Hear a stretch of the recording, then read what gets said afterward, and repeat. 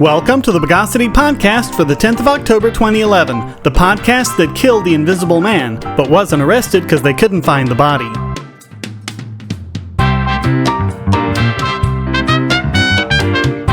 This is your host, Shane Killian. Let's dope slap the news of the bogus. The assassination of Anwar Al-Awlaki is being seen as a victory for the safety of Americans. The problem is, it is no such thing. Al-Awlaki himself was an American citizen, killed ultimately by a president who swore an oath to the U.S. Constitution, a constitution that says the due process cannot be denied if you want to deny someone life, liberty, or property.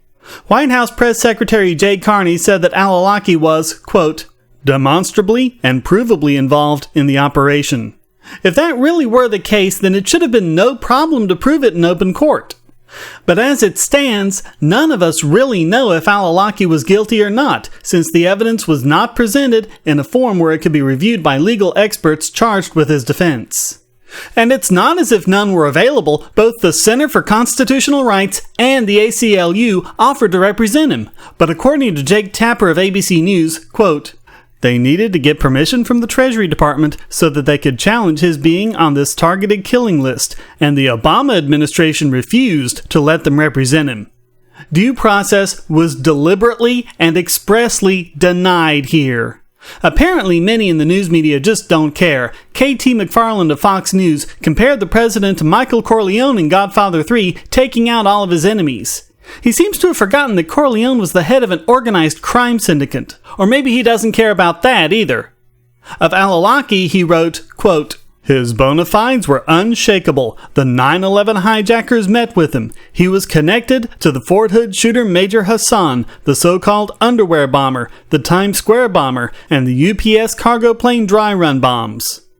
Was he also connected to the Great Train Robbery too? But we don't know any of that because the evidence of it was never reviewed in any kind of court. Nonetheless, clearly McFarland, like so many others, sees this as some kind of victory. Meanwhile, Obama keeps trying to say that this is a major blow to Al-Qaeda. But this is contradicted by the State Department issuing a warning that this may result in retaliation against Americans. See, they know about blowback. And killing him the way the administration did, without a trial or anything even resembling due process, is very effective at inciting it.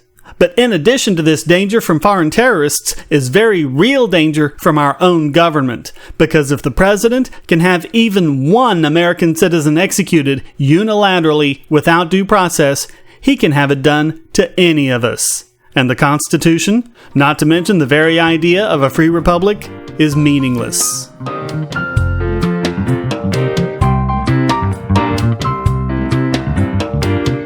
There's another threat the federal government sees coming from overseas. It's not terrorism, it's not criminal cartels, it's not drugs or guns or dirty bombs. It is, get this, wood. The federal government is ordering Gibson Guitar Corporation to hand over 25 bundles of wood imported from India that it says is contraband. This comes after a 2009 raid on Gibson's facilities in which several guitars were seized. The wood is being seized under the Lacey Act, which was originally designed to protect live birds and other game animals. It was amended in 2008 to cover plant products. If you think this sounds ridiculous now, brace yourself. The wood, which was to be used for guitar fingerboards, would have been perfectly legal to import if it had been finished in India and then brought to the U.S. But since Gibson imported the wood unfinished to be finished by American workers, this all of a sudden makes the wood illegal contraband. Is it any wonder we can't create jobs here? What other jobs have been lost overseas by the unforeseen consequences of bogus government regulation?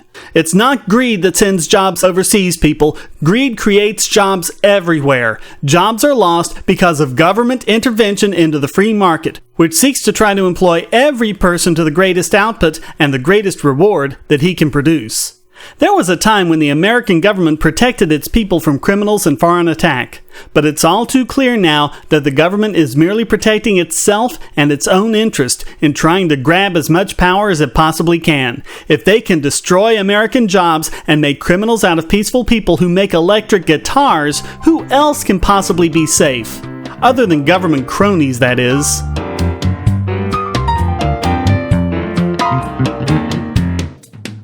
Once again, we see judges trying to wield corporatist power on the internet, attempting to use censorship techniques to ensure the undeserved profits of big corporations. This time it's in Belgium, where a court of appeal ordered Belgian ISPs to block 11 domains associated with the website The Pirate Bay. If these blocks are not in place within 14 days, these ISPs face fines. Local anti-piracy advocates hail this as a victory. The fact is, they and the judge that issued this ruling are completely clueless of how the internet works. Services such as Mafia-Fire and Newsbin2 redirect their users around blocked domains, undoing the censorship of governments all over the world. But even Belgian users who don't have these services will still be able to access the Pirate Bay. All they would have to do is use Google's DNS provider or any other external DNS provider such as OpenDNS and access each and every one of these blocked domains. In addition, since the order was just to block these 11 domain names, the administrators of the site simply registered a 12th, a Belgian domain name that will take users directly to the site and which isn't covered by this court order. Yes, it's just that easy to get around this kind of censorship. But it's even more laughable than that. As pointed out throughout the Belgian media, the court order only applies to subdomains like www.thepiratebay.com and not the primary domain name. So if ISPs take this verdict literally, they may block the web subdomain, but allow it if you just type thepiratebay.org without the www.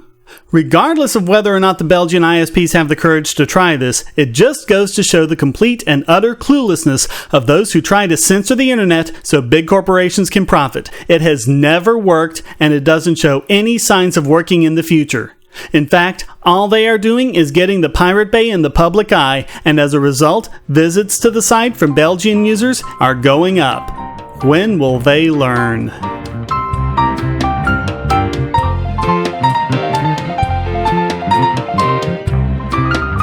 Meanwhile, Belgium's neighbor France has made an even bigger move in favor of corporate profits over human rights.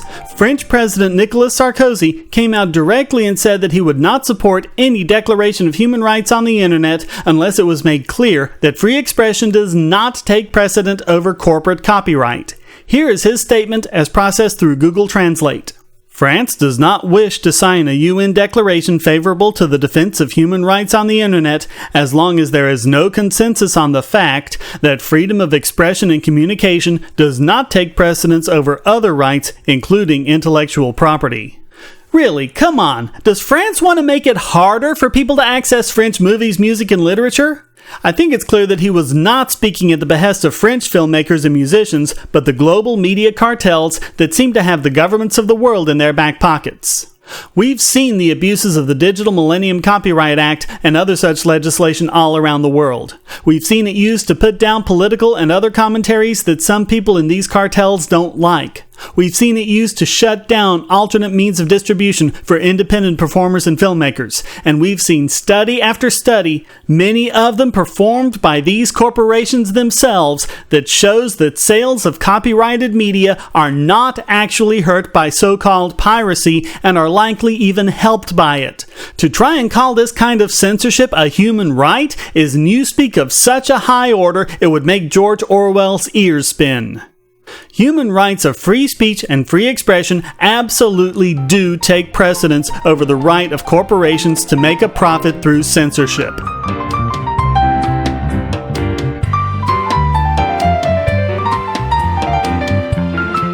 In much better news, a federal judge has declared 2 parts of the PATRIOT Act to be unconstitutional. Of course, the whole thing is unconstitutional, but at least this is a start. U.S. District Judge Ann Aiken made the ruling based on 2 provisions, one that allows for surveillance of American citizens without the Fourth Amendment's requirement of probable cause, and another that allows them to search homes and other property without a warrant and without even telling the person they're doing it. The case started when the FBI mistakenly linked Portland attorney Brandon Mayfield to the Madrid train bombings of 2004 after misreading a single fingerprint. I guess Mayfield is just lucky the federal government wasn't assassinating American citizens yet. Mayfield claimed that the searches of his house and office, done in secret and without warrant, violated the Fourth Amendment, and Judge Aiken agreed, saying, quote, "For over 200 years, this nation has adhered to the rule of law with unparalleled success. A shift to a nation based on extra-constitutional authority is prohibited, as well as ill-advised. She also called what the Justice Department was arguing she should do an unlawful amendment of the Bill of Rights. Nice to see at least one judge standing up for the principles of a written constitution which abhors the concept of so-called informal amendments.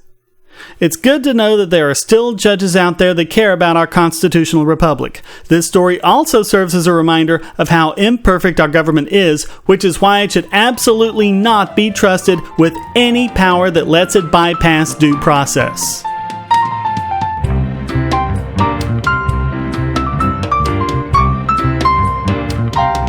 And now it's time to cast our vote for this week's biggest Bogon emitter. Judson Phillips is president of Tea Party Nation, a political advocacy group that, it should be said, does not represent the whole of the Tea Party movement.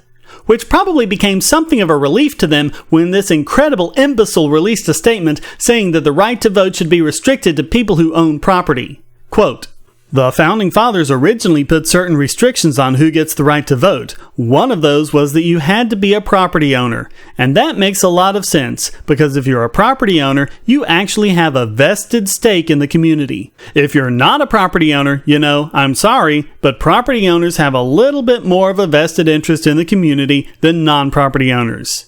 He said that 33% of Americans are renters and therefore should not be allowed to vote. What this fatuous fathead apparently doesn't know is that the reason why the vote was originally restricted to property owners was that they were the only ones who paid taxes. And as they were the only ones who paid taxes, the founders didn't want a situation where people who didn't pay taxes could vote for themselves, money taken from those who did.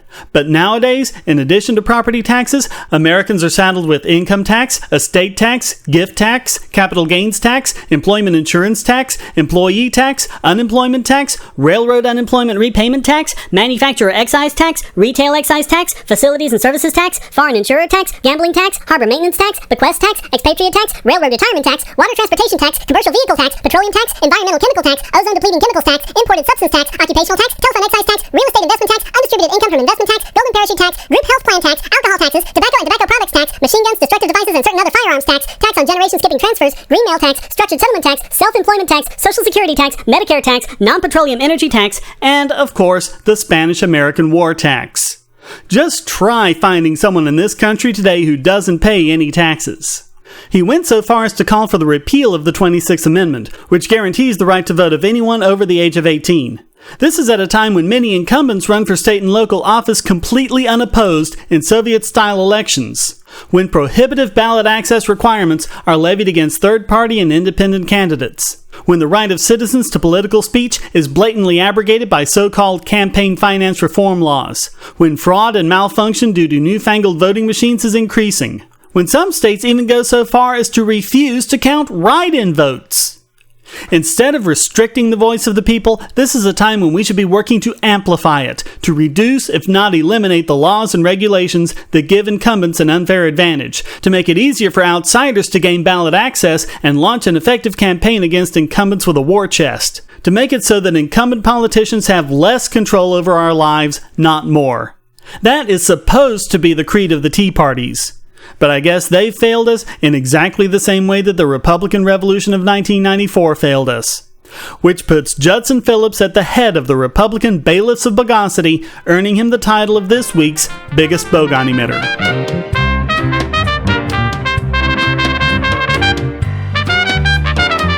And now it's time to brave the depths of this week's Idiot Extraordinaire.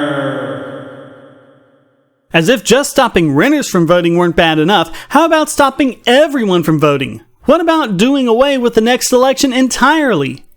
That's what North Carolina Governor Beth Perdue said should happen. According to her, there's just too much politics in politics, and that's getting in the way of government doing what needs to be done to fix the economy and create jobs. Quote, "I think we ought to suspend, perhaps, elections for Congress for 2 years, and just tell them we won't hold it against them, whatever decisions they make, to just let them help this country recover. I really hope that someone can agree with me on that." Oh boy. Never mind the fact that government cannot create jobs and cannot fix the economy. Only people engaging in voluntary exchanges can do that. Saying that making politicians even less accountable than they are will somehow get them to suddenly act in our best interests is laughable at best, delusionally insane at worst. The only thing even remotely resembling accountability for politicians that this country has is the electoral system, as unfair and manipulated as it is. If they really do fix the economy, wouldn't people reward them with re-election? The only benefit I can see coming from it is to incumbent politicians who got us into this mess to begin with. Some of the news outlets have tried to spin this as a joke or hyperbole, and Perdue's people have gone into damage control mode to say that it was. Even if it were, what a stupid joke to make! Being that dumb would be more than enough to get her the title this week. But according to the people who were there, she was completely serious. She didn't even pause for laughter. And besides, who uses hyperbole and then says they hope they can get someone to agree to it? Listen to the audio for yourself. The way we've always believed Americans could see. We all want to be number one. I want North Carolina to be number one.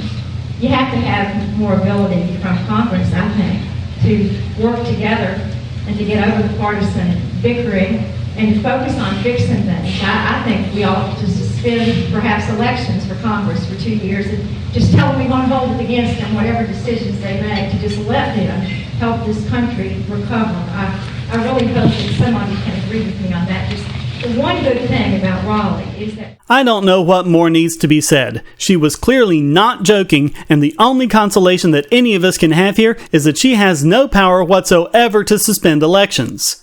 Of course, that doesn't protect us from the things she does have the power to do, but on this issue at least, there will be no real ramifications from this other than her being named this week's Idiot Extraordinaire.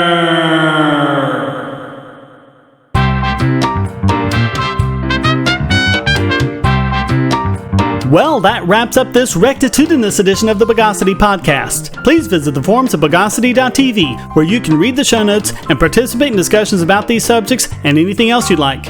And if you'd like to participate in the Bogosity podcast, you can send a question, statement, news article, or rant to podcast@Bogosity.tv. If you put it in an MP3 file, it just might get played in the podcast. Thank you for listening. Until next time, here's a quote from Oscar Wilde. In the eyes of anyone who has read history, disobedience is man's original virtue. It is through disobedience and rebellion that progress has been made. The Bogosity podcast is licensed under Creative Commons Attribution Non-Commercial No Derivatives 3.0 Imported License.